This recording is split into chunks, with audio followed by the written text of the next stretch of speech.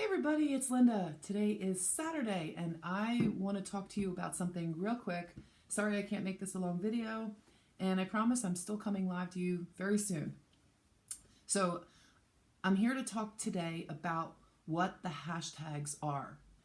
And if you haven't read up on what the mkultra mind control program is, Google it, because it's a CIA mind control program, and it's absolutely something that you need to learn more about so that you can start taking control of your own thoughts. There's a whole cohort of people out there that, you've probably heard of it, and you've probably heard of it labeled in the conspiracy theory category, but if you Google it and do a little bit of research, I think you'll find the History Channel and Wikipedia and different places talking about the CIA's mind control program and some of the facts that are out there. It was definitely a clandestine psyop. So the thing is, how do they get to people once you have a mind control situation? If it started out as an LSD controlled substance to see if they can do this and blank slate people and clean them and use a trigger word so that they would, then what, become assassins or do things like that? Okay, sounds a little bit like James Bondish or sci-fi movie, a little out there. But here's the thing is there's a lot of trigger words that are out there for people, and the subliminal programming that's been going on for a long time, people are finding it really, really hard to control their own thoughts. And this is indeed a very, very pivotal time where taking control of your own thoughts and learning what is yours and what is not yours, thoughts that are coming at you. It's a very important time to be in the now space, knowing what is your thoughts and what are signals coming at you. Being able to identify that is so important. So I want to tell you something that I was given the other day, because this last week has been absolutely insane. People are losing their minds, and I was wondering what the heck triggered this. What was it?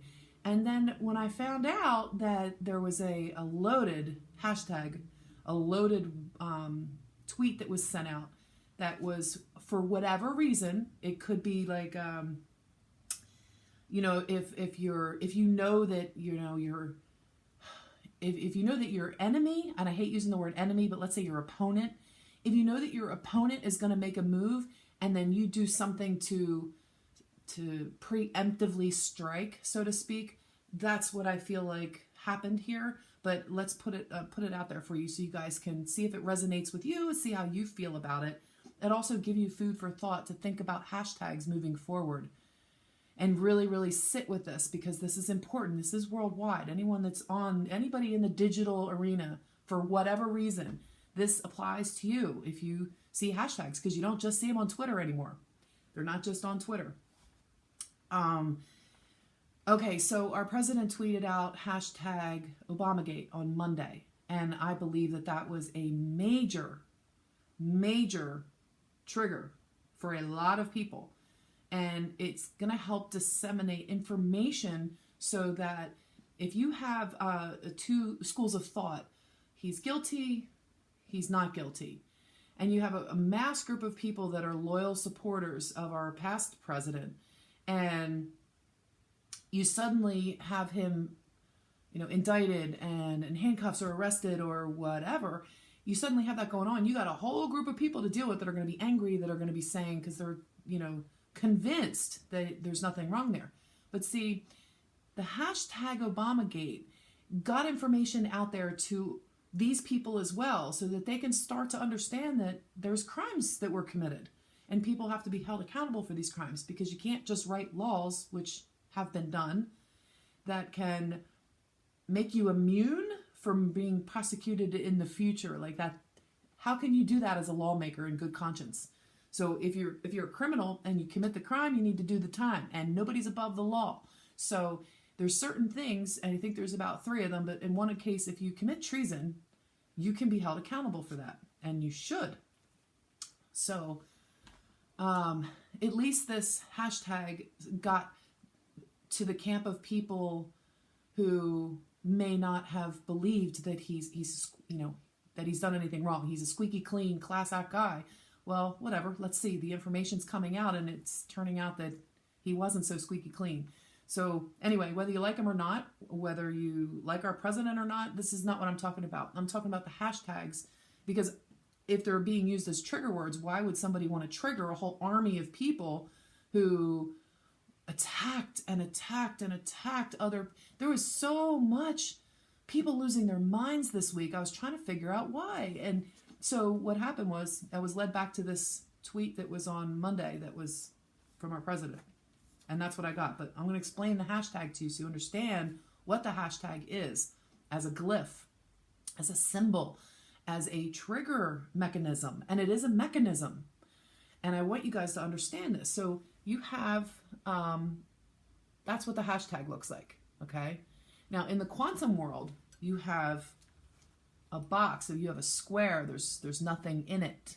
It's empty. It doesn't exist. Whatever is in the square in the quantum field does not exist. So what you get is with a hashtag, you get a blank slate.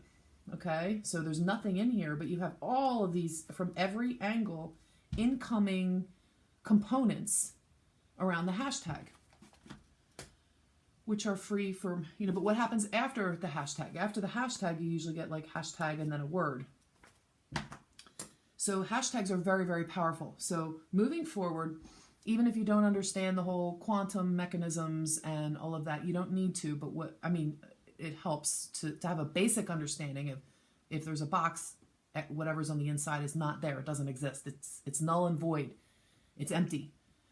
So if you get that basic concept, it's funny too. You know what else I was saying was, if this was a circle, what does this remind you of? Kind of the little, I'm drawing upside down here, but kind of the little spory things that we've been seeing all over the place. The little coronavirus. I can't draw it up. But it kind of reminds you of that, with the empty spaces in between, like receivers, receptacles. Anyway, there was just a parallel there that I wanted to share with you guys. So this hashtag thing is really important for people to start to understand how your mind is a receiver and thoughts are electrical signals. Not all thoughts are yours. So to try to really get in and do the work to learn what is your thought and what is something that was either programmed into you or something that is coming through the collective on any given day. As you're walking through your world, there's energy and motion all around you, and you pick up stuff. Even if you're sitting at home alone, there's still waves, energy waves, right? You get energy waves from your TV, from your radio signals, your cell phone. There's so many signals that you don't see. So thoughts are electrical signals. You don't see them. Until they're made manifest, but you don't see thoughts all the time. So figuring out which thoughts you're picking up on and which thoughts are your creation takes time to sit back in a meditative state and get to know your own inner self. It's very important. Otherwise, any little trigger that comes up, any hashtag that comes up could trigger you. They might trigger you for good. You might see a hashtag with something following it that triggers a united good feeling about being part of a worldwide. It could be a wonderful thing. Like, all right, one of the hashtags I always use, hashtag teach peace. I've been doing that one for a long time now, but there's a lot of good hashtags out there. So if you're tweeting something and you want to get a message across, at the end of it, you hashtag this, hashtag that. It's like you already are programmed to understand that hashtags are trigger mechanisms for programs. And if everybody's trying to shoot out their program, well, what about looking inside yourself to see what programs are already running instead of waiting until they're triggered from an emotional standpoint? Why allow that emotional mess to project onto other people? It's almost like you're vomiting your internal programs. And it's time to stop the madness. It's time to get control of your own thoughts and stop projecting your mental mess of programs that you haven't released yet or taken control of yet or recoded within yourself. And if you can recode your own thought processes, you'll recognize when a certain program is trying to run and you're saying, oh, wait a minute, hold on. If something triggers you, you'll have the ability to sit and say, why doesn't this feel good? Why doesn't this feel right? What is this going on that's making me feel uncomfortable? It's making me feel impulsive. I want to get up and do something. I want to respond to this. I want to, project. I'm angry. I can't believe this, that, and the other. Instead of calming down, taking a few breaths, breathing in, what is that uncomfort? Let me sit with that. Let me feel this discomfort. Let me understand where this is coming from. What is triggering this? Why do I feel, what is the program inside of me that might need to be, looked at and then expelled, or maybe looked at and, let me rewrite this a little bit. Let me rewrite this code inside my program. There's something that's really bothering me. Well, let me take out my past information of what I know about a situation and realize that maybe what I know isn't accurate anymore. Maybe I need to learn some more so that I can have a good foundation for whatever programs you want to run in your own mind. Whatever programs you want to run in your field, you're responsible for. We're all responsible for whatever programs we're choosing to run in this day and age. You may not like me talking in terms of programs running in your mind, but that's the best way that I can make the analogy to what's actually happening in your DNA.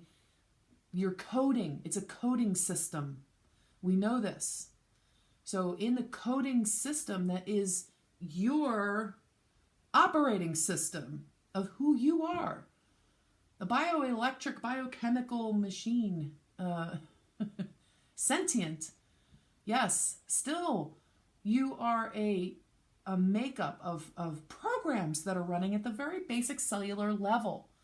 So the programs that are running that have to do with thoughts, if you feel like you're out of control, you feel like your emotions are going haywire or nuts, or you think everybody else is losing their mind, I'm using that as an example to say people are losing their mind. Just, that triggers people. And I'm not trying to trigger you on purpose, but I'm trying to point out a fact that if you feel like everybody else is losing their mind and you don't understand everybody else, what's going on? Why are people that I've known my entire life suddenly,